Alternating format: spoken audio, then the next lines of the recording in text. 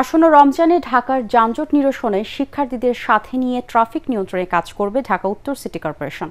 সাংবাদিকদের সাথে মতবিনিময়কালে এ কথা জানান সংস্থাটির নবনিযুক্ত প্রশাসক মোহাম্মদ এজাজ। তিনি আরও বলেন, ঢাকায় খেলার মাঠের সংখ্যা আরও বৃদ্ধি করা হবে। বিশেষ করে নারীদের জন্য আলাদা খেলার মাঠ তৈরির কথা জানান তিনি। ফুটপাত দখলমুক্ত করা, খাল উদ্ধার, পরিচ্ছন্নতা ও শব্দদূষণ রোধে সামাজিক আন্দোলন গড়ে তোলা এবং ট্র্যাকিং ডিভাইসের মাধ্যমে মশক নিধন কর্মীদের মনিটরিং করার কথাও বলেন উত্তরের প্রশাসক। নারীদের জন্য খেলার জায়গা, এটা ঢাকা শহর সম্পূর্ণভাবে অ্যাবসেন্ট বলা যায়। রোজার প্রথম 10 দিন আমরা কমিউনিটি, ছাত্র, গ্লোবাল স্কাউট, যুব উন্নয়ন অধিদপ্তরকে সাথে নিয়ে আমরা ডিএমপির সাথে ট্রাফিকের একটা সহায়তা করবো, যেন রোজা রেখে মানুষ কম কষ্টে নির্বিঘ্নে দ্রুত বাসায় যেতে পারেন এবং পরিবারের সাথে ইফতার করতে পারেন।